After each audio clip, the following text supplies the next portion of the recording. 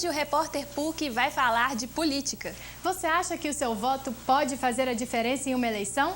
E qual é a importância da participação dos jovens no processo político? Hoje é dia 2 de outubro e está no ar mais uma edição do Espaço PUC, o programa que leva até você tudo o que acontece na universidade.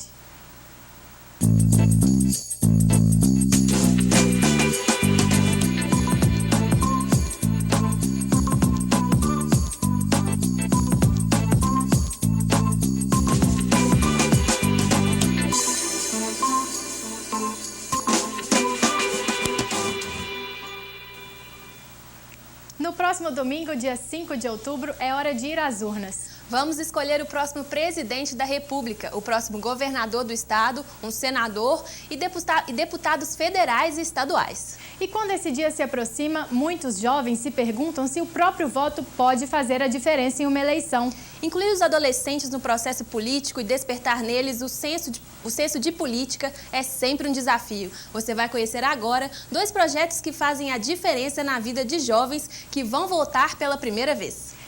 Conhecer também adolescentes que acreditam no poder das urnas e que podem sim mudar o rumo do país com o voto. Jennifer tem 16 anos e já fez o título de eleitor, mesmo ainda não sendo obrigada a votar. Desde sempre eu comecei a pensar em votar mesmo, em querer participar das coisas que possa, como eu posso dizer, beneficiar o meu país, a minha pessoa, as outras pessoas, em geral o povo mesmo. Ela é aluna do projeto Ensino Social Profissionalizante, o ESPRO, que oferece cursos de formação gratuitos e programas de jovens aprendizes. Uma das aulas que Jennifer assiste aqui é de Educação Política, para adolescentes entre 16 e 18 anos. Pode chegar, simplesmente alguém distribuir um papelzinho para você na boca de um olho e você pegar, chegar lá e digitar. Não pode fazer isso. Ajuda eles a entender melhor o processo político, como que funciona cada função, cada cargo e como escolher o candidato, né? Que isso gera muita dúvida. O que a gente, como instrutor, a gente tem que fazer é exatamente criar neles essa noção que a política é importante e quem faz a política mudar não são os políticos, são eles jovens, somos nós adultos, a população em geral. Não é uma coisa que a gente ouve falar todo dia, né? Essa é a questão mais importante. Não é só chegar lá num domingo e lá votar e depois ir embora. Aprendi muita coisa, porque você tem uma visão muito superficial de cada cargo. E nas próximas eleições, que acontecem no dia 5 de outubro, esses adolescentes menores de idade, de 16 e 17 anos, representam 1% de todo o eleitorado brasileiro. Já os jovens até os 24 anos representam 16%. Os jovens têm uma mentalidade diferente das pessoas mais velhas. Eu acho que os jovens já são conscientes assim, de quem pode ser eleito, de quem não pode ser eleito. Eles já têm a capacidade de pesquisar sobre o candidato. O jovem, a gente tem essa coisa de pesquisar mais, a gente é um pouco mais intenso do que os adultos, né? Como não é obrigatório, ele escolhe porque ele sabe o que ele está fazendo. E o adulto vota mais por uma obrigação. Uma pesquisa realizada esse ano pelo Instituto Data Popular revelou que 7 em cada 10 jovens acreditam que o próprio voto pode ajudar a mudar o rumo do país. E 64% acham que o Brasil não está no rumo certo. Foram entrevistados jovens entre 18 e 30 anos.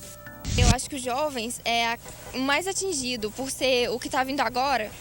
E educação volta para eles, saúde também, transporte, tudo isso atinge o jovem. Elaine é coordenadora do Parlamento Jovem, projeto de formação política de jovens da PUC Minas, em parceria com o Legislativo Municipal e Estadual. O projeto existe há 10 anos e atende jovens do ensino médio da rede pública e particular.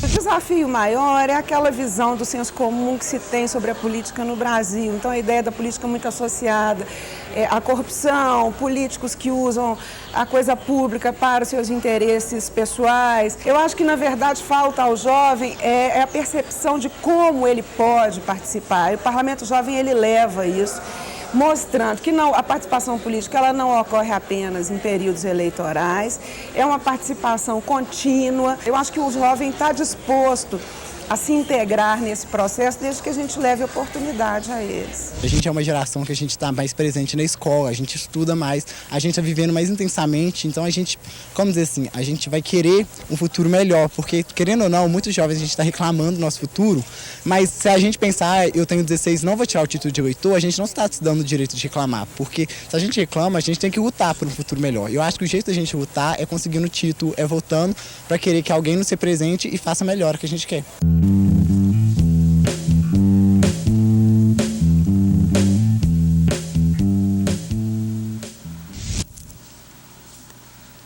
Bom, é muito bacana ver adolescentes que se preocupam em quem vão votar, em pesquisar os candidatos e que sabem que o voto de cada um é importante, não é mesmo, Raíssa? É, Gabriela.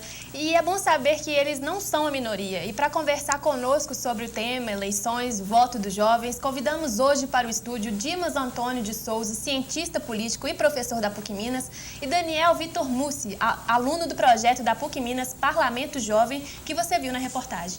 Muito obrigada pela presença de vocês aqui no Repórter PUC de hoje. Bom, professor, estamos a 3 dias das eleições, né? E a gente viu que o voto é a chave de tudo, né? Qual que é a importância de se votar? Bem, a experiência democrática primeira que tivemos foi na Antiguidade Clássica, na Grécia, né? Onde até nasceu a palavra democracia, governo do povo, né? Lá os cidadãos executavam a democracia diretamente na praça pública, ou seja, reuniam-se todos os cidadãos e votavam para o destino da cidade, né, tomavam decisões sobre a cidade. Hoje, nós temos a democracia de forma representativa. Nós votamos e escolhemos os nossos representantes. Então, o dia da participação direta é justamente o dia da eleição. Então, a eleição é a alma da nossa democracia, né? Uhum. E você, Daniel, que tem 17 anos, na sua opinião, qual a importância de um jovem que ainda não é obrigado a votar no domingo? A importância desse jovem, na verdade, é que ele já começa a pesquisar, já começa a se envolver com o assunto mesmo não sendo obrigado. Então, ele tem uma tendência a ter uma opinião mais segura, a ter uma opinião diferente das demais, escolhendo o seu próprio estilo de pensar, porque ele não é obrigado a votar, então ele escolhe, ele pesquisa, e esse voto antes dele ser obrigado é fundamental para crescer a democracia no nosso Brasil. Então, na sua... E o senhor concorda com ele que esse voto dos jovens é importante? Claro, muito importante. O voto de todos é importante, dos jovens, dos adolescentes, dos jovens, dos adultos, dos velhos. No ano passado, na última eleição, nós tivemos a oportunidade, inclusive, daqueles indivíduos que estão presos, mas ainda não foram condenados. Foi estabelecido urnas nas cadeias, né? E eles puderam votar e foi muito interessante. Nós temos que tentar fazer com que a população participe mais e mais e mais todo dia. Não só na hora do voto, não, como a professora Elaine bem lembrou. É importante estar acompanhando também, é importante estar sabendo o que os nossos candidatos, né, eleitos fizeram, deixaram de fazer, para realmente fazer um juízo mais apurado para votar em continuar ou votar em mudar com maturidade, né, com responsabilidade. Uhum. E o senhor, como cientista político, o voto dos jovens menores de idade pode fazer a diferença numa eleição? Em que sentido? Bom, é 1% dessa população, né? Na verdade, um voto faz a diferença. Então, 1% da população brasileira faz muita diferença. Entre a faixa de 16 a 17 anos, né, que o voto é facultativo, né? Isso é um contingente enorme da população. Tem que votar, tem que participar, né? Tem que procurar saber sobre o assunto, escolher bem candidatos e participar, como nosso amigo Daniel disse aqui muito bem, né? Já é uma escola, a participação é a escola da democracia, o voto é a escola da democracia. E você se sente preparado para votar no domingo? Você tem 17 anos, né?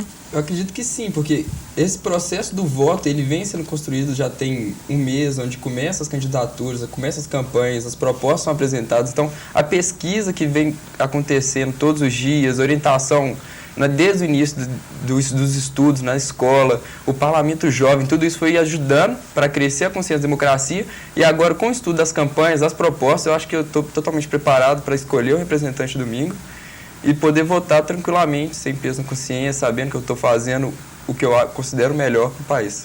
E por que você resolveu entrar para o Parlamento Jovem? Na verdade, o Parlamento Jovem eu já tinha sido apresentado por ele, tive uma ideia meio por cima do que era.